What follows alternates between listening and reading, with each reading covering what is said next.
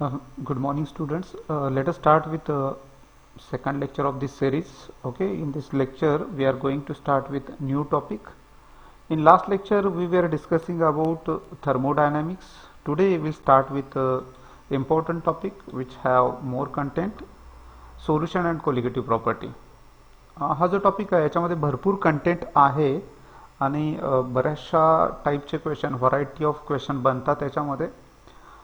Important आहे कारण 3 question किंवा 4 क्वेश्चन पण या टॉपिकवर बघायला मिळतात सीईटीच्या एक्झाममध्ये. So it is one of the important topic. Let us start with revision. Okay, first thing we have seen solution. Solution is a homogeneous mixture of that 2 or more components. Okay, and then in this topic we have discussed about concentration. It is amount of solute present in specific amount of solvent or solution. Okay, it is expressed in various ways. पहिला वे होता percentage by mass of solute. त्याचं calculation करण्यासाठी formula होता percentage by mass is equal to mass of solute divided by mass of solution into 100. Then we have seen percentage by volume of solute. Volume of solute divided by volume of solution into 100 was the formula. Okay, हे फॉर्म्युले use करायला लागतील काही वेळा आपल्याला, त्यामुळे you just have to remember them. त्यानंतर आपण discuss केलं होतं mole fraction of solvent x1 is equal to n1 divide by n1 plus n2. This is one of the formula. इथं n1 number of mole of solvent आहेत, n1 again number of mole of solvent, n2 जो आहे तो number of mole of solute असणार आहे. So मोल fraction calculate करायला लागणार आहे बऱ्याच वेळा. आणि तुम्हाला सांगितलं होतं x2 कॅल्क्युलेट करायचं झालं तर n2 divide by n1 plus n2 असं असणार आहे. आणि मोल फ्रॅक्शनचे एक कॅरेक्टरिस्टिक आपण शिकलो होतो. जर सोल्युशनमध्ये 2 कंपोनंट असतील तर त्यांच्या मोल फ्रॅक्शनची ॲडिशन जी येते ती 1 येते, म्हणजे x1 प्लस x2 काय येणार आहे, 1 येणार आहे. हे आपण डिस्कस केलं होतं या टॉपिकमध्ये. त्यानंतर आपण बघितलं होतं molarity is again one of the important unit to express the concentration.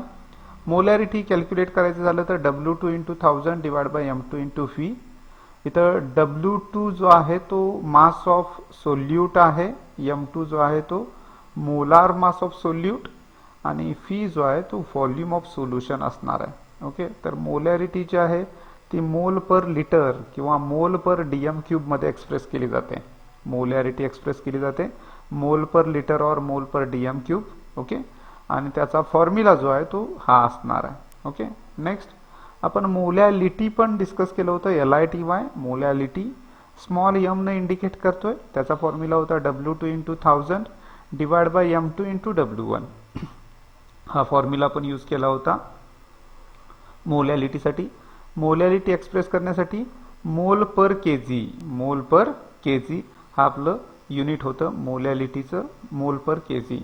Okay, तर हे कॉन्सन्ट्रेशन टर्म्स आहेत ज्या आपण बघितलेल्या आहेत आपल्या बोर्ड एक्झामच्या बुकमध्ये. या एवढ्याच कॉन्सन्ट्रेशन टर्म आपल्या सिलेबसमध्ये आहेत. याच्या व्यतिरिक्त आहे percentage by mass, percentage by म्हणजे मास बाय व्हॉल्यूम किंवा पार्ट्स पर मिलियन. हे काही युनिट आहेत पण आपल्याला आपल्या सिलेबसमध्ये एवढे होते तर हे आपण डिस्कस करतोय. ठीक आहे, याच्याशी रिलेटेड काही क्वेश्चन बनू शकतात. मोलॅरिटी कॅल्क्युलेट करा, मोल फ्रॅक्शन कॅल्क्युलेट करा, अशा टाईपचे क्वेश्चन बनू शकतात. एखादा क्वेश्चन इथं एक्सपेक्ट करू शकतोय आपण. नेक्स्ट आपण डिस्कस केलं होतं सोल्युबिलिटी. या टॉपिकमध्ये हा थोडासा छोटा पार्ट आहे पण सोल्युबिलिटी पार्टवर एखादा क्वेश्चन बनू शकतोय. छोटा आहे पण इम्पॉर्टंट आहे. याच्यामध्ये काय होतं, सोल्युबिलिटीवर कोणते कोणते फॅक्टर परिणाम करतात. सोल्युबिलिटी माहिती आहे तुम्हाला, maximum amount of solute that can be dissolved completely in given amount of solvent, अशी त्याची डेफिनेशन असेल. सोल्युबिलिटीवरून 3 टाईपचे सोल्युशन बनतात, सॅच्युरेटेड, सुपर सॅच्युरेटेड आणि अनसॅच्युरेटेड. बरोबर आहे. पण आपण काय डिस्कस करणार आहे, कुठले कुठले फॅक्टर्स परिणाम करतात. तुम्हाला माहिती आहे 2 फॅक्टरबद्दल आपण डिस्कशन करत होतो. एक होता टेम्परेचर आणि दुसरा होता प्रेशर. तर टेम्परेचरचं काय होत आहे, जर टेम्परेचर इन्क्रीज झालं तर सॉलिडची सोल्युबिलिटी इन्क्रीज होते. टेम्परेचर इन्क्रीज झालं तर सॉलिडची सोल्युबिलिटी इन्क्रीज होते. याला एक 2 एक्सेप्शनल आपण लक्षात ठेवायला पाहिजेत. सोडियम सल्फेट आणि सेरिक सल्फेट हे 2 आहेत, यांची सोल्युबिलिटी डिक्रीज होते टेम्परेचर वाढल्यावर. ते सॉलिडच आहेत पण ते त्यांचे जे डिझोल्युशनची प्रोसेस आहे ती एक्झोथर्मिक आहे. डिझोल्युशनची प्रोसेस जी आहे ती कशी आहे, एक्झोथर्मिक आहे. त्यामुळे त्यांना डिझॉल्व केलं तर टेम्परेचर वाढल्यावर सोल्युबिलिटी त्यांची कमी होते. पण बाकी सॉलिडच्या केसमध्ये जनरली सांगतोय मी, जनरली सॉलिडची सोल्युबिलिटी इन्क्रीज होते जर टेम्परेचर इन्क्रीज झालं तर. हे आपल्याला माहिती असायला पाहिजे. टेम्परेचरचा इफेक्ट होतोय सोल्युबिलिटी ऑफ गॅसवर. इथं काय होतंय, टेम्परेचर इन्क्रीज झाल्यावर गॅसची सोल्युबिलिटी डिक्रीज होते. जसं तुम्ही गॅसवर पाणी ठेवला गरम करायला, वॉटर हीटिंग चालू केला तर बरेचसे बबल्स येताना दिसतात, कारण सोल्युबिलिटी कमी झाल्यामुळे गॅस इव्हॉल्व आउट होतोय. त्यामुळे टेम्परेचर इन्क्रीज झालं तर गॅसची सोल्युबिलिटी डिक्रीज होते, गॅसची सोल्युबिलिटी डिक्रीज होणार आहे. ओके, तर हे फॅक्टर्स अफेक्टिंग सोल्युबिलिटी. एक फॅक्टर आहे टेम्परेचर, दुसरा आपण डिस्कस करतोय प्रेशर. प्रेशरचा काहीच परिणाम होणार नाही सोल्युबिलिटीवर सॉलिड आणि लिक्विडच्या. याचं कारण विचारलं तर तुम्ही म्हणणार आम्ही 12thला आहे, आम्हाला माहिती आहे की सॉलिड आणि लिक्विड इनकॉम्प्रेसिबल आहेत. Solid and liquids are incompressible.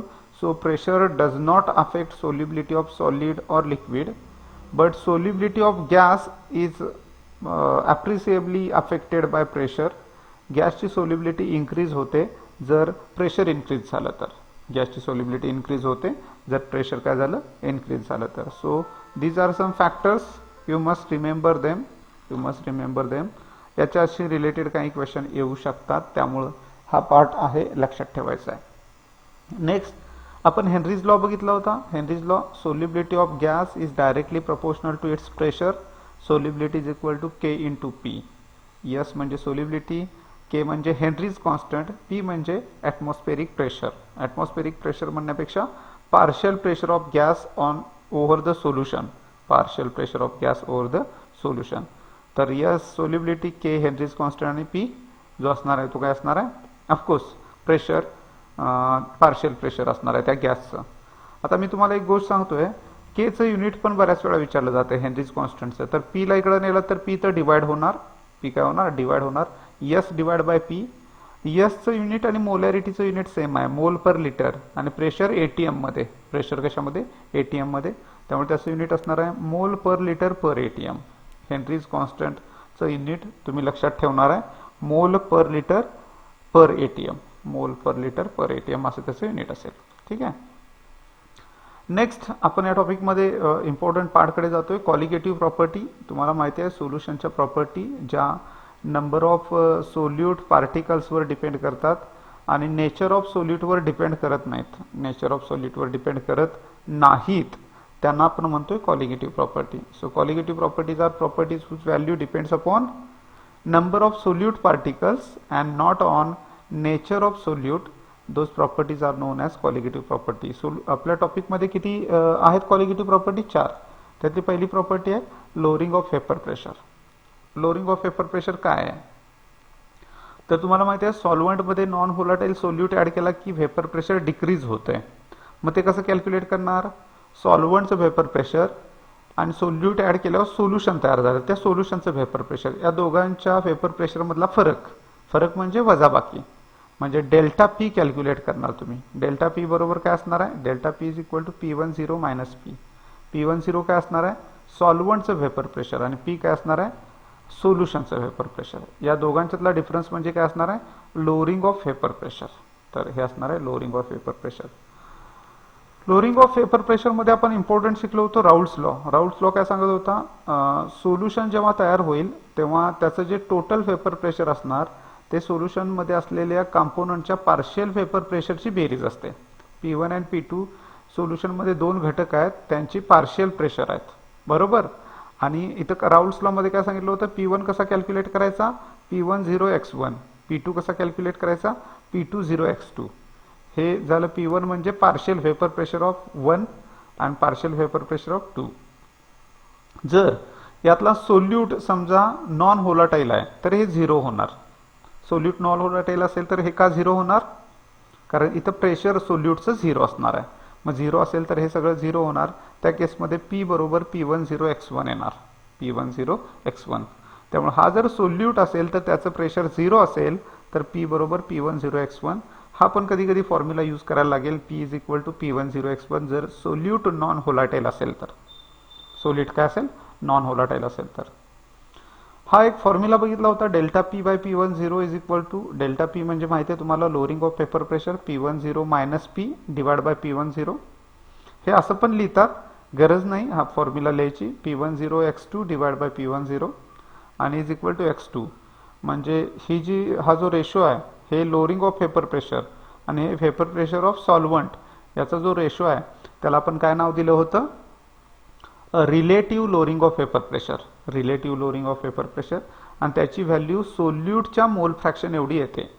Delta P by P10 हा इम्पॉर्टंट फॉर्म्युला आहे. डेल्टा P बाय P10 किंवा हा P10 minus P by P10 is equal to x2 आणि x2 मोल फ्रॅक्शन ऑफ सोल्यूट आहे. मला वाटतं हा इम्पॉर्टंट आहे, हा एक्झाममध्ये बघायला मिळेल, वापरायला लागेल तुम्हाला, त्यामुळे हा एक इम्पॉर्टंट फॉर्म्युला लक्षात ठेवता आहे. ओके. त्यानंतर हा एक फॉर्म्युला केला होता, m2 is equal to W2 into M1 into P10 divide by W1 into P10 minus P. यातल्या सगळ्या टर्मचं मिनिंग माहिती आहे. M2 molar mass of solute, W2 mass of solute, M1 molar mass of solvent, P10 vapour pressure of pure solvent, W1 mass of solvent and P vapor pressure of solution. Next आपण discuss केलं होतं boiling point, elevation. Boiling point is a temperature at which vapour pressure of liquid becomes equal to external or atmospheric pressure, त्याला आपण boiling point म्हटलं होतं. Boiling point elevation काय सांगितलं होतं तुम्हाला, सोल्यूट सॉल्वंटमध्ये ॲड केला की बॉइलिंग पॉइंट वाढतोय, बॉइलिंग पॉइंट वाढतोय, त्यामुळे तिथं आपण डेल्टा TB कॅल्क्युलेट करू शकतोय आणि डेल्टा TB मोलॅलिटीला डायरेक्टली प्रोपोर्शनल असतोय. Delta TB directly proportional molality आणि delta TB is equal to KB into M. इथं KB काय आहे माहिती आहे तुम्हाला, इबिलिओस्कोपिक कॉन्स्टंट आहे. KB जो आहे तो काय, इबिलिओस्कोपिक कॉन्स्टंट आहे, आपण डिस्कस केलं होतं हे. M म्हणजे मोलॅलिटी आणि डेल्टा TB काय, सोल्युशनचा बॉइलिंग पॉइंट मायनस सॉल्वंटचा बॉइलिंग पॉइंट. जर वॉटर असेल तर वॉटरचा बॉइलिंग पॉइंट किती, 100, आणि वॉटरपासून सोल्युशन बनवलं तर त्याचा बॉइलिंग पॉइंट काहीतरी असेल, वाढणार आहे तो. सोल्युशनचा बॉइलिंग पॉइंट जास्त असणार, म्हणजे 101 असेल तर 101 मायनस 100 म्हणजे डेल्टा TB असणार आहे. बरोबर आहे. डेल्टा TB साठी हा एक फॉर्म्युला बघितला होता, 1000 W2 into KB divide by M2 into W1. सगळ्या टर्म तुम्हाला माहिती आहेत. डेल्टा TB आहे elevation in boiling point, W2 mass of solute, KB ebullioscopic constant, M2 molar mass of solute, W1 mass of solvent. Next आपण discuss करणार होतो depression in freezing point. जेव्हा solute add केला जातोय सॉल्वंटमध्ये फ्रीजिंग पॉइंट डिक्रीज होतोय, त्यामुळं त्याच्याबद्दल इथं पण सेम आहे, फॉर्म्युला सेम आहे. Delta TF is directly proportional to M. Delta TF is equal to KF into M. इथं KF जो आहे त्याला क्रायोस्कोपिक कॉन्स्टंट म्हणतात किंवा मोलाल डिप्रेशन कॉन्स्टंट. इथं मोलाल इलिव्हेशन कॉन्स्टंट, हा आहे मोलाल डिप्रेशन कॉन्स्टंट. ओके. त्यानंतर आपण डिस्कस केलं होतं delta TF is equal to 1000 into W2 into KF divide by M2 into W1. आणि डेल्टा TF कसा कॅल्क्युलेट करायचा माहिती आहे तुम्हाला, TF not minus TF. TF not म्हणजे सॉल्वंटचा फ्रीजिंग पॉइंट आणि हा सोल्युशनचा फ्रीजिंग पॉइंट. कारण इथं फ्रीजिंग पॉइंट कमी होणार आहे, त्यामुळे हायर व्हॅल्यूतून लोअर व्हॅल्यू वजा करणार. इथं बॉइलिंग पॉइंट वाढणार होता, त्यामुळे हे उलटं होतं, सोल्युशनमधून सॉल्वंट वजा करायचा होता. इथं सॉल्वंटमधून सोल्युशनचा फ्रीजिंग पॉइंट वजा करतोय आपण. Next M2 is equal to 1000 KF into W2 into delta TF into W1. हा पण फॉर्म्युला आपण डिस्कस केला होता. दोन्ही फॉर्म्युले सेम आहेत बघा, M2 आणि डेल्टा TF ची एक्सचेंज केली. नेक्स्ट आपण ऑस्मॉसिस डिस्कस केलं होतं. ऑस्मॉसिस काय आहे, it is a unidirectional spontaneous flow of solvent from solvent to solution और solution of low concentration to solution of high concentration, low concentration to high concentration through semi permeable membrane. त्याला आपण काय म्हटलं होतं, osmosis. Semi permeable membrane मधून फक्त solvent pass होतोय, solute नाही. ओके. ऑस्मॉसिस. ऑस्मोटिक प्रेशर हे काय होतं, excess pressure that applied on solution side to stop osmosis. पायनं इंडिकेट करतोय आपण, त्याला इंडिकेट करतोय पायनं. ऑस्मोटिक प्रेशर डायरेक्टली प्रोपोर्शनल असते कॉन्सन्ट्रेशनला. ऑस्मोटिक प्रेशर इनव्हर्सली प्रोपोर्शनल असते व्हॉल्यूमला. हा van't Hoff Boyle's law, van't Hoff Boyle's law. आणि Van top Charles law, osmotic pressure is directly proportional to temperature. Osmotic pressure is directly proportional to temperature. आणि त्या दोघांचं combination pi V is equal to NRT. हे Van top equation हे जे होतं ते Van top equation. इथं R ची व्हॅल्यू माहिती आहे तुम्हाला. आर म्हणजे गॅस कॉन्स्टंट आहे. 8.314 व्हॅल्यू घ्यायची नाही. सोल्युशन टॉपिक मध्ये आर ची व्हॅल्यू 0.0820 घ्यायची आहे. 0.08205 घेतला तर बरोबर. 0.082082005 तर ती आर ची व्हॅल्यू घ्यायची. टेम्परेचर केल्विन मध्ये घ्यायचं आहे. टेम्परेचर केल्विन मध्ये घ्यायचं आहे. आणि व्हॉल्यूम ऑफकोर्स लिटर मध्ये पाहिजे. व्हॉल्यूम कशामध्ये पाहिजे? लिटर मध्ये. चलो पाय इज इक्वल टू CRT, कारण फी जर इकडे आणला तर N डिवाइड बाय फी म्हणजे concentration. N divide by fee म्हणजे कॉन्सन्ट्रेशन. पाय इज इक्वल टू CRT. हे पण जनरल सोल्युशन इक्वेशन आहे. एका एक्झामला हे डायरेक्टली विचारलेत, त्यामुळे हे इक्वेशन तुम्ही लक्षात ठेवताय. M2 is equal to W2RT divide by pi फी हे एक इक्वेशन आहे जे आपल्याला लक्षात ठेवायचं आहे. मोलार मास कॅल्क्युलेट करायला ऑस्मोटिक प्रेशर यूज करतोय. व्हॅन टॉप अवोगॅड्रोज लॉ आठवतंय काय बघा. Equal volumes of isotonic solution at same temperature contain equal number of solute particles. Equal number of solute particle शॉर्टमध्ये कसं लिहाल? पाय1 पाय2 इक्वल असतील, T1 T2 इक्वल असतील आणि V1 V2 इक्वल असतील तर त्यांच्यातले नंबर ऑफ मोल पण इक्वल येतात. नंबर ऑफ मोल पण काय येतात? इक्वल येतात. हा व्हॅन टॉप अवोगॅड्रोज लॉ होता. व्हॅन टॉप फॅक्टर I तुम्हाला माहिती आहे. Observed colligative property divide by theoretical colligative property किंवा colligative property for non electrolyte divide by colligative property for electrolyte divide by colligative property for non electrolyte. Non electrolyte divide करायचं आणि electrolyte न्यूमरेटरमध्ये असणार आहे.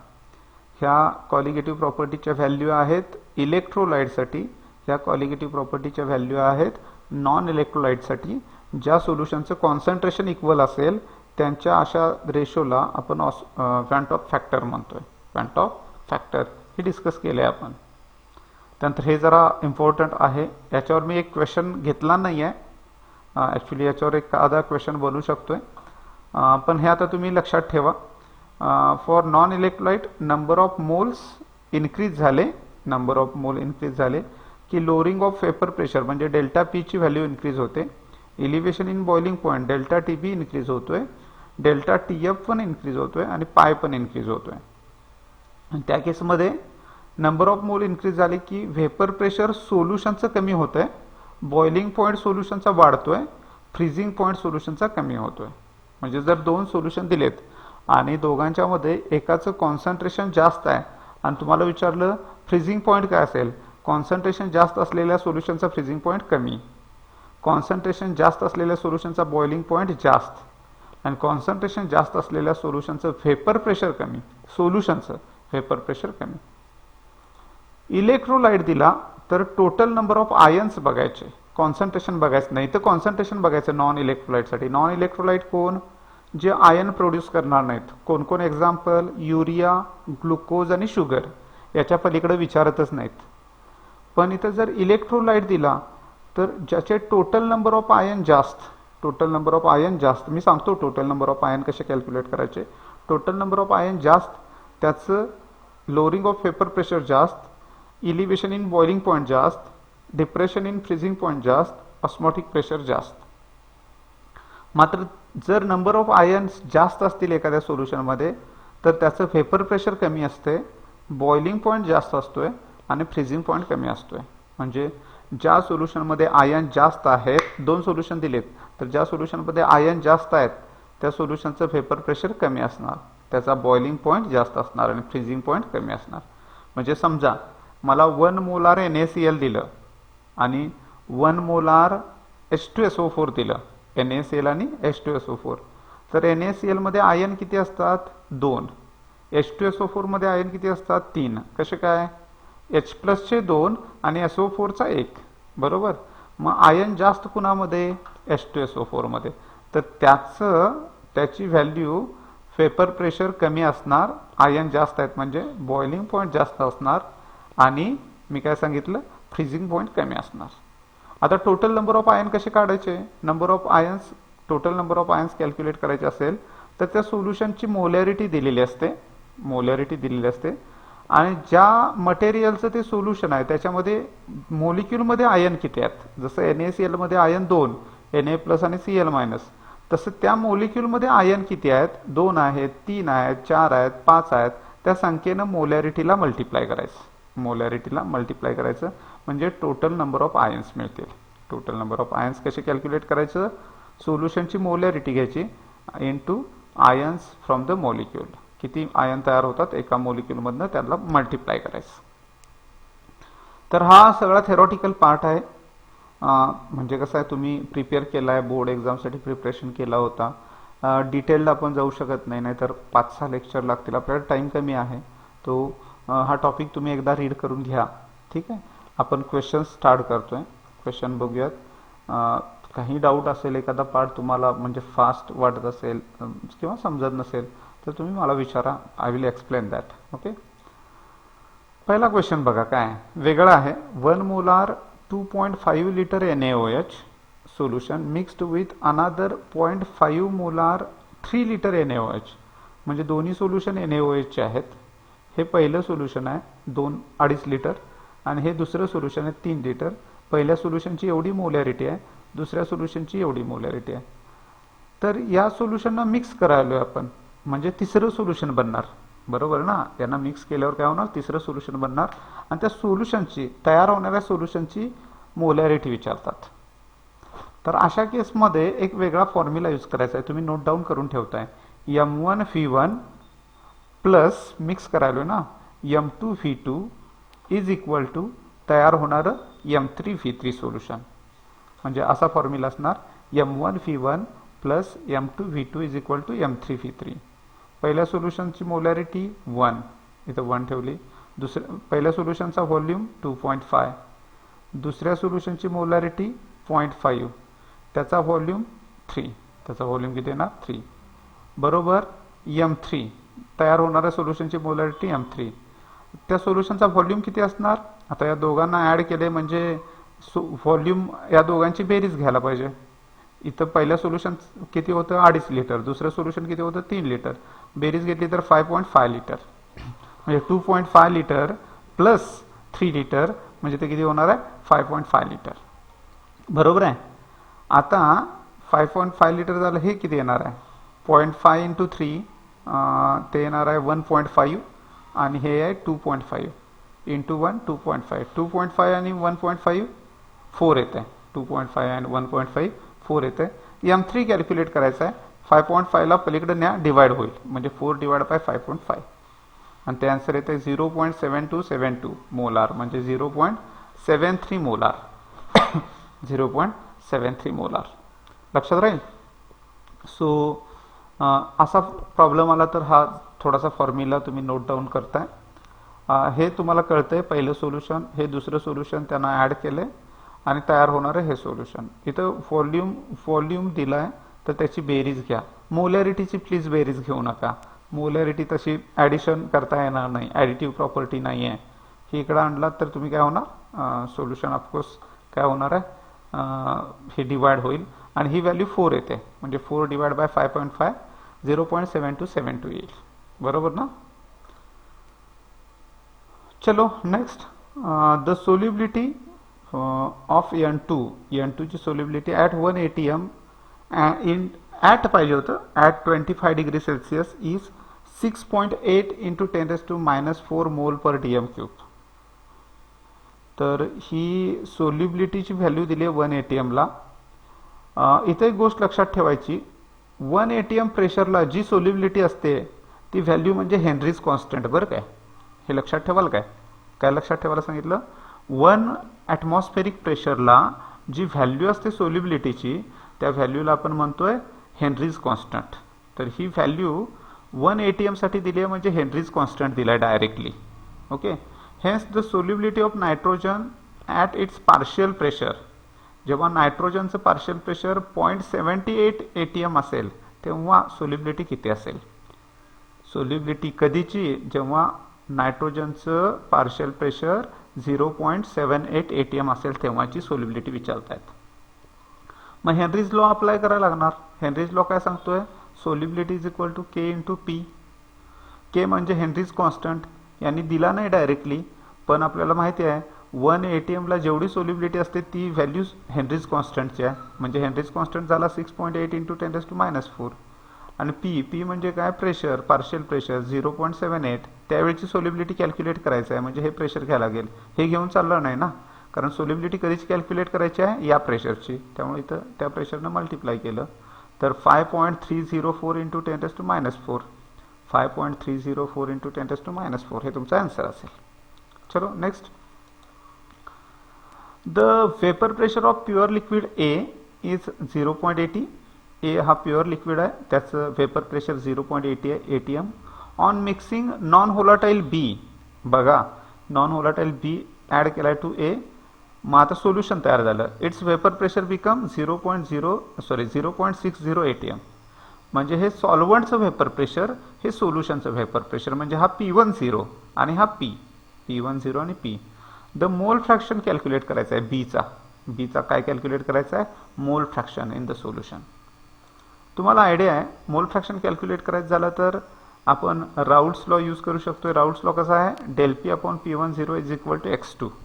del P upon P10 is equal to x2. del P म्हणजे काय, सॉल्वंटचं vapour pressure minus सोल्युशनचं vapour pressure. मग याच्यातून हे वजा केलं तर 0.2 येणार, याची वजाबाकी 0.2 येणार.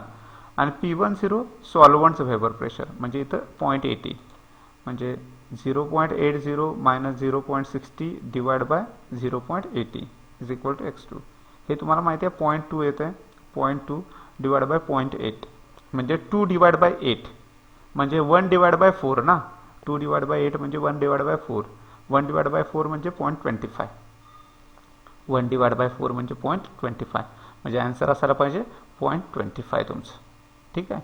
हा प्रॉब्लेम जरा इम्पॉर्टंट आहे, अशा टाईपचा प्रॉब्लेम येऊ शकतोय, जरा नीट लक्ष द्या. इथं डिफरन्स घेतला म्हणजे डेल्टा पी मिळाला आणि सॉल्वंटचं वेपर प्रेशरला त्याला डिवाइड केला. तर तुम्हाला सोल्यूटचा मोल फ्रॅक्शन विचारला आहे. कधी कधी तुमची मजा करतील आणि काय विचारतील, सॉल्वंटचा वेपर प्रेशर मोल फ्रॅक्शन सांगा. तर तुम्हाला माहिती आहे सॉल्वंटचा मोल फ्रॅक्शन किती असणार, x1 plus x2 is equal to 1. x1 plus x2 is equal to 1. म्हणजे याच्यामध्ये किती ॲड केल्यावर व्हॅल्यू 1 येईल, 0.75. तर त्या केसमध्ये आन्सर 0.75 यायला पाहिजे. सॉल्वंटचा विचारला तर 0.75, सोल्यूटचा विचारला तर 0.25. What will be the molality of solution. सोल्युशनची मोलॅलिटी विचारतायत. Having 18 gram of glucose. Glucose solute आहे, त्याचं मोलिक्युलर वेट दिलं आहे, म्हणजे हा त्याचा मास आहे W2 आणि हा त्याचं मोलार मास म्हणजे M2. W2 दिला आहे, M2 दिला आहे. Dissolve in 500 gram of water. Water solvent आहे म्हणजे हा W1 दिला आहे. सो W2 आहे, M2 आहे आणि W1 आहे. सो मोलॅलिटी कॅल्क्युलेट करायची आहे. Molality is equal to W2 into 1000 divide by M2 into W1. तुम्हाला माहिती आहे ना, W2 18 दिला आहे, आत्ताच बोललो आपण, into 1000 divide by molar mass M2 180 दिले आणि 500 आणि काय 500. हा 0 हा 0 हा 0 हा 0 हा 0 हा 0 कॅन्सल होणार. 18 ला 18 कॅन्सल होईल, 18 ला 18 कॅन्सल होईल. मग इथं बघा जरा, इथं काय राहणार, 1 डिवाइड बाय 5. 1 डिवाइड बाय 5 0.2 येते. 1 डिवाइड बाय 5 0.2 येते, कारण का 5 2 जार 10 ना, म्हणजे 0.2 येणार ते 0.2. ओके. तर इथं आन्सर चुकलंय बघा, 0.5 लिहिलंय, ॲक्च्युली कॅल्क्युलेशन केलं तर 0.2 येत आहे. ओके. So answer is 0.2. लक्षात आलं कसं कॅल्क्युलेट केलं. W2 दिलाय, हे M2 दिलाय आणि हा सॉल्वंटचं मास W1 दिलाय आणि हा फॉर्म्युला मोलॅलिटीचा मी लिस्ट आउट पण केलाय. त्यामुळे हा जर फॉर्म्युला असेल तर हे कॅल्क्युलेशन आणि आन्सर 0.2 येणार आहे. इथं चुकून 0.5 लिहिलंय, सो 0.2 ला तुम्ही टिक करायला पाहिजे. I am sorry. An aqueous solution contains 30% weight by weight म्हणजे percentage by mass दिले of urea. Hence masses of urea and water in 350 gram of solution. In 350 gram of solution. मला वाटत नाही हे तोंडी सोडवायला पाहिजे, कारण बघा हे 30 ग्रॅम 30% दिले, म्हणजे 100 ग्रॅम मध्ये 30 ग्रॅम, बरोबर. मग आणि 100 ग्रॅम घेतले की 30 ग्रॅम, आणि 100 ग्रॅम घेतले की 30 ग्रॅम, 50 ग्रॅम घेतले की 15 ग्रॅम, बरोबर. मग हे किती आहे, 350 आहे ना. मग 100 मध्ये किती, 30, 200 मध्ये 60, 300 मध्ये 90, 300 मध्ये 90, आणि वरती 50 आहे ना. मग 50 साठी 15 घ्यायला पाहिजे, म्हणजे 90 आणि 15 105, 90 आणि 15 किती होणार, 105. तर इथं तुम्ही डायरेक्ट करू शकताय, 30% पाहिजे ना तुम्हाला, 30% पाहिजे. मग 30 इंटू 350 डिवाइड बाय 100 करा, 30 इंटू 350 डिवाइड बाय 100 करा, तुम्हाला येईल 105 आन्सर येणार. 105, 105 ग्रॅम कुणाचे आले, ज्याचं पर्सेंटेज दिले, म्हणजे युरियाचे आले, युरियाचे आले, बरोबर. आणि आता तुम्हाला काय पाहिजे, युरिया अँड वॉटर विचारले. वॉटरचं काय असणार, 350 मध्ये 105 जर युरिया असेल तर उरलेलं वॉटर असणार ना. मग 350 मधून 245 सॉरी 105 वजा करा, 245 येते. त्यामुळे हे येणार 105 अँड 245. हे लक्षात ठेवायला लागेल. असं सिंपल आहे हे, एकदम easy. How much volume of 3 molar H2SO4 is required for preparation of 1 litre of 1 molar solution. हे झालं एका सोल्युशन पासून दुसरं सोल्युशन बनवायचं आहे. 2 सोल्युशनचं मिक्सिंग नाही, एक सोल्युशन पासून दुसरं सोल्युशन बनवायचं आहे. तर त्यावेळी काय करायचं, काय करणार, इथं प्रॅक्टिकलचा फॉर्म्युला वापरायचा. M1V1 is equal to M2V2, M1V1 is equal to M2V2. M1 किती आहे, 3, V1 माहीत नाही, हाऊ मच व्हॉल्यूम विचारलंय त्यामुळे V1 माहीत नाही मला. M2 1 मोलार, बरोबर, जे सोल्युशन बनवायचं आहे 1 मोलार, आणि V2 1 लिटर, म्हणजे हे काय होणार सांगा, 3 into V1 is equal to 1 into 1, दोन्ही व्हॅल्यू 1 आहेत, 1 इंटू 1. आता 3ला पलीकडे न्या, 3ला पलीकडे नेला तर V1 बरोबर 1 डिवाइड बाय 3 येणार, V1 बरोबर 1 डिवाइड बाय 3, म्हणजे 0.3333, बरोबर. पण ही व्हॅल्यू मोलॅरिटी पर लिटर असते, ही व्हॅल्यू काय, मोलॅरिटी पर लिटर असते, म्हणजे ही व्हॅल्यू लिटरमध्ये आली, बरं का. ही व्हॅल्यू कशामध्ये आली, लिटरमध्ये, आणि तुम्हाला दिलेल्या व्हॅल्यू ml मध्ये आहेत. सो इंटू काय करणार, 1000 करायचं, इंटू काय करायचं, 1000, म्हणजे हे 333.3 ml येईल. लक्षात आलं. हा प्रॅक्टिकलचा फॉर्म्युला एका सोल्युशन पासून दुसरं सोल्युशन बनवताना यूज करायचा. M1V1 is equal to M2V2, आणि इथं तुम्ही ते यूज केला तर तुम्हाला जमेल ते. ठीक आहे, लक्षात येते, एकदम सिंपल आहे.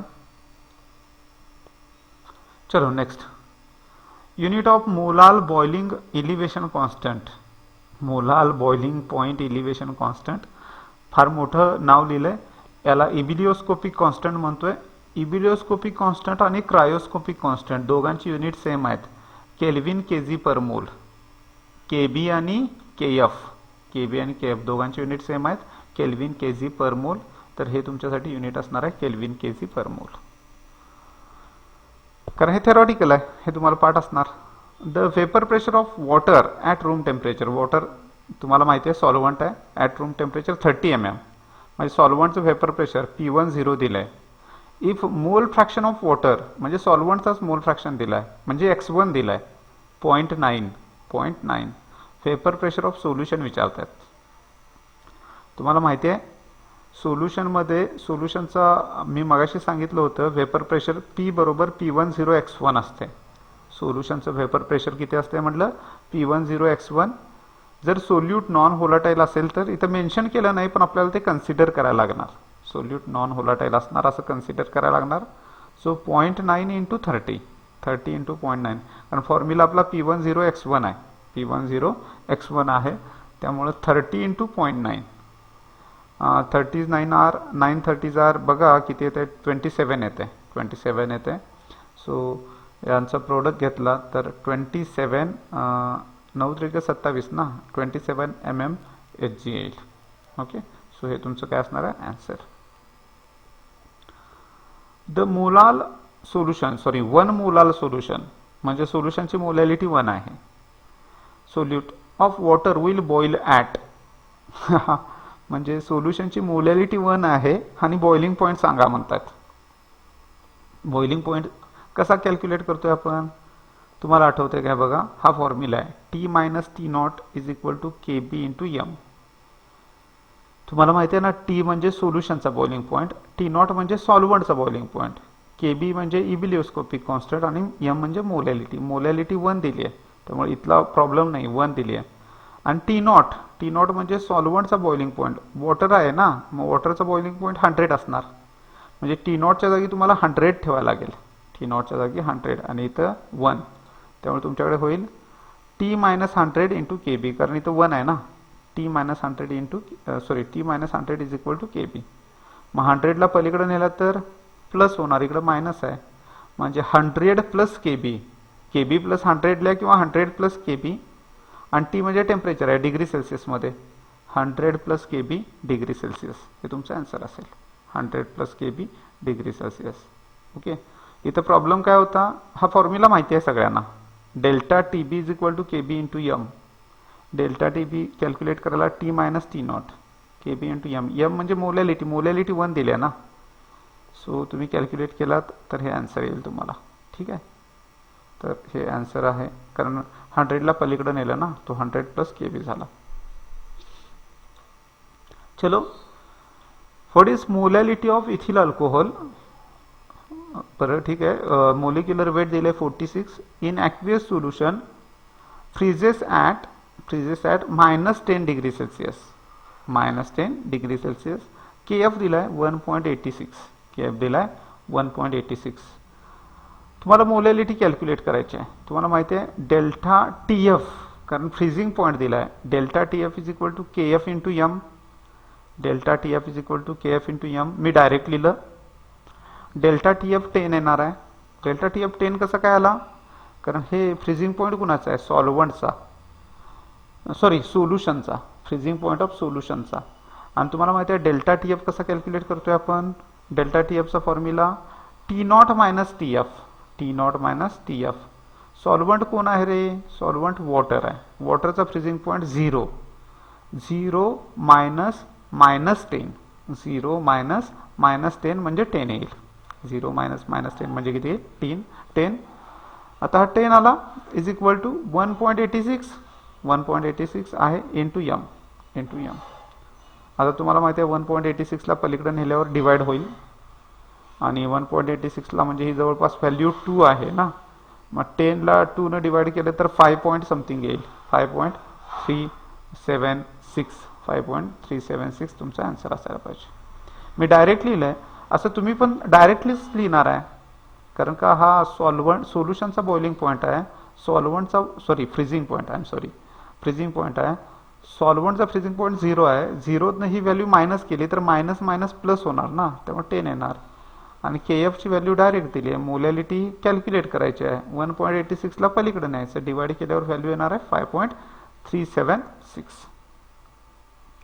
The values of K F for solvent A B C D, वेगळे वेगळे सॉल्व्हंट दिलेत, 1.86, 1.99, 5.12 and 4.7 kelvin kg per mole respectively. The equimolal solution of solute, equimolal solutions of solute in this solvent will have freezing point in the order. जर तुम्हाला विचारलं सॉल्व्हंटचा freezing point, सॉल्व्हंटचा freezing point के एफला directly proportional असतोय, के एफला directly proportional असतोय. मात्र सोल्युशनचा freezing point विचारला तर के एफला inversely proportional असणार. सोल्युशनचा freezing point विचारला तर के एफला इनव्हर्सली प्रोपोर्शनल असणार, हे लक्षात ठेवायचं. मग आता इथं काय विचारलंय, सोल्युशनचा फ्रीजिंग पॉईंट इनव्हर्सली प्रोपोर्शनल असणार, म्हणजे ज्याची व्हॅल्यू कमी त्याचा फ्रीजिंग पॉईंट सोल्युशनचा जास्त. मग इथं 1.86 आहे, 1.86 व्हॅल्यू कमी आहे ना, सो याचा नंबर 1 येईल. नंबर 2 याचा येणार, कारण याची व्हॅल्यू परत कमी आहे. नंबर 3 याचा येणार, नंबर 4 याचा येणार, म्हणजे सगळ्यात जास्त याचा असायला पाहिजे, 2 नंबर याचा, 3 नंबर याचा आणि 4 नंबर याचा, म्हणजे ए बी नंतर डी आणि C, A B D C. मी जेव्हा हा प्रॉब्लेम वाचला होता तेव्हा मला वाटलं होतं सॉल्व्हंटचं विचारलंय, त्यामुळे मी याला टिक केलंय बघा, कारण सॉल्व्हंटसाठी ज्याची व्हॅल्यू जास्त त्याचा फ्रीजिंग पॉईंट जास्त, मग याची व्हॅल्यू जास्त होती त्यामुळे सी पहिला आलाय. पण इथं विचारताना सोल्युशनचं विचारलंय, त्यामुळे ए बी डी सी असा क्रम असायला पाहिजे. म्हणजे एक गोष्ट तुम्ही नोट डाऊन करून ठेवाल, सोल्युशनचा freezing point of solution inversely proportional to KF and solventचा freezing point directly proportional to KF. A solution of 1.8 gram of glucose in 100 cm cube of water will freeze at 1.8 kelvin kg per mole ही KF ची value आहे. तर हा कितीला freeze होईल? तुम्हाला माहिती आहे फ्रीजिंग पॉइंट साठीचा फॉर्म्युला आहे delta TF is equal to KF into W2 into 1000 divide by M2 into W1. Formula आठवतोय? लिहिलाय सेकंड स्लाइड मध्ये. काय आहे? Delta TF is equal to पहिली स्लाइड बघा, दुसरी स्लाइड काय सांगितलं? KF into W2 into 1000 divide by molar mass M2 into W1. इथं सांगा 100 cm क्यूब व्हॉल्यूम दिलाय वॉटरचा, पण वॉटरची डेन्सिटी 1 असल्यामुळं त्याचं मास पण तेवढंच येणार 100च. त्यामुळे हा झाला W1. KF 1.8 आहे, W2 1.8 आहे आणि ग्लुकोज दिलंय. आय थिंक ग्लुकोजचं मोलार मास सगळ्यांना 180 पार्ट असणार आहे. M2 180 येतोय. M2 किती येतोय? 180. ग्लुकोजसाठी 180 मोलार मास आहे. त्यामुळे 0 minus TF is equal to 1.8 into 1.8. हे 1.8 KF ची value, 1.8 W2 into 1000 divide by M2 molar mass of solute, ग्लुकोजचं मोलार मास 180 इंटू W1 म्हणजे सॉल्व्हंटचं मास 100. हे येते 0.18. आता हे बघा की 0 मायनस TF म्हणजे इथं मायनस TF आहे. मायनस TF बरोबर 0.18. मग हा मायनस इकडे येणार, त्यामुळे TF बरोबर मायनस 0.18. TF म्हणजे फ्रीजिंग पॉइंट ऑफ सोल्युशन, तर तो 0.18 येईल. Next, at 24 degree Celsius solution of sucrose has osmotic pressure 2.5. सुक्रोजचं solution आहे, त्याचा ऑस्मोटिक प्रेशर 2.5 आहे. Strength of solution in gram मोल पर लिटर म्हणजे कॉन्सन्ट्रेशन कॅल्क्युलेट करायचं आहे. स्ट्रेंथ म्हणजे काय? कॉन्सन्ट्रेशन कॅल्क्युलेट करायचं आहे. आपला फॉर्म्युला पाय इज इक्वल टू CRT आहे. मग पायची व्हॅल्यू दिली आहे त्यांनी, किती दिली आहे बघा की पायची value 2.5 is equal to C म्हणजे स्ट्रेंथ कॅल्क्युलेट करायची आहे C. आणि काय विचारलंय? R तुम्हाला माहिती आहे R 0.082 आणि T टेम्परेचर मात्र मगाशी पण सांगितलं मी केल्विन मध्ये पाहिजे. हे डिग्री सेल्सिअस मध्ये दिले. 273 ऍड केलं 297 होते. मग आता ह्या दोन व्हॅल्यू पलीकडे नेऊन डिवाइड करा.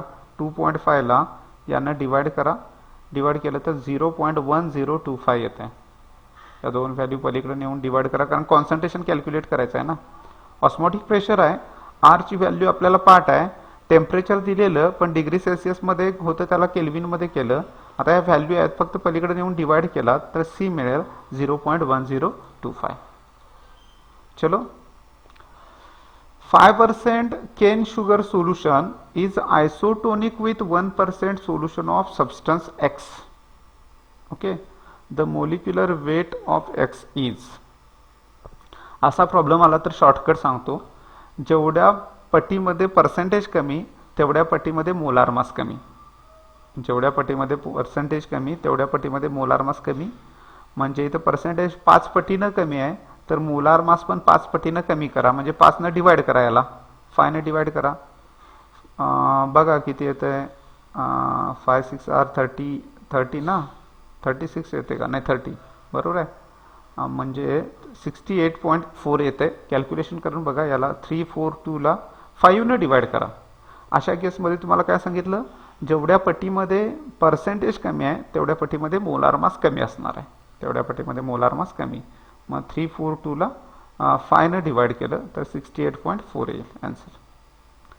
अज्युमिंग कंप्लीट आयोनायझेशन कंप्लीट आहे. The depression of freezing point of the equimolar solution HCl, CuSO4 and Na2SO4 are in the ratio. तुम्हाला माहिती आहे डिप्रेशन इन फ्रीजिंग पॉइंट कशावर डिपेंड करते? नंबर ऑफ आयन्सवर. इथं HCl मध्ये H चा 1 आयन, Cl चा 1, म्हणजे इथं 2 आयन आहेत. CuSO4 मध्ये Cu चा 1, SO4 मायनस चा 1, 2 आहेत. आणि Na2SO4 मध्ये Na चे 2 आणि SO4 चा 1 म्हणजे 3 आहेत. म्हणजे इथं 2 आयन आहेत, इथं 2 आहेत आणि इथं 3 आहेत. म्हणजे डिप्रेशन इन फ्रीजिंग पॉइंट कसा असणार आहे? Depression in freezing point 2s2 असणार. कसं असणार? 2s2 इथे 2 आयन 2 आयन आणि 3 म्हणजे 2s2 असं येईल. Which of the following salt will have same value of Van 't Hoff factor as K4FeCN6? Van 't Hoff factor equal असण्यासाठी आयनची संख्या इक्वल लागते. आयनची संख्या इक्वल लागते. K4FeCN6 कसला कंपाऊंड आहे? कॉम्प्लेक्स आहे. FeCN6 हा कोऑर्डिनेशन स्पेअर म्हणजे याचा पूर्ण एकच आयन बनणार. तुम्हाला माहिती आहे ना, कोऑर्डिनेशन स्पेअर ब्रेक होत नाही. म्हणजे याचा एक आयन आणि K चे 4 म्हणजे याचे टोटल आयन किती आहेत? 5. सोल्युशन मध्ये आयोनाइज झाल्यावर एका मोलिक्यूल पासून 5 आयन बनतील. व्हॅन टॉप फॅक्टर इक्वल असण्यासाठी त्या सोल्युशन मध्ये मोलिक्यूल जो आहे तो मोलिक्यूलचे आयन इक्वल पाहिजेत. इथे NaCl मध्ये Na चा 1 Cl चा 1 2, Na2SO4 मध्ये Na चे 2 SO4 चा 1 3, AlNO3 मध्ये Al चा 1 NO3 चे 3 4 आणि Al2SO4 मध्ये Al चे 2 SO4 चे 3 म्हणजे 2 आणि 3 5. इथे 5 आयन आहेत. या मॉलिक्यूल पासून पण 5 आयन मिळतात. याचा अर्थ हे जर यांचं डिसोसिएशन इक्वल झालं तर यांचं व्हॅन टॉप फॅक्टर इक्वल असणार आहे. आपण डिसोसिएशन कम्प्लीटच आहे कन्सिडर करू आणि त्यामुळं हा जो आहे तो यांचा व्हॅन टॉप फॅक्टर इक्वल असणार आहे. का इक्वल असणार आहे? आयनची संख्या इक्वल आहे. आयनची संख्या इक्वल आहे. Okay. If alpha is degree of dissociation of Na2SO4 the van Hoff factor I used for calculating molecular mass is.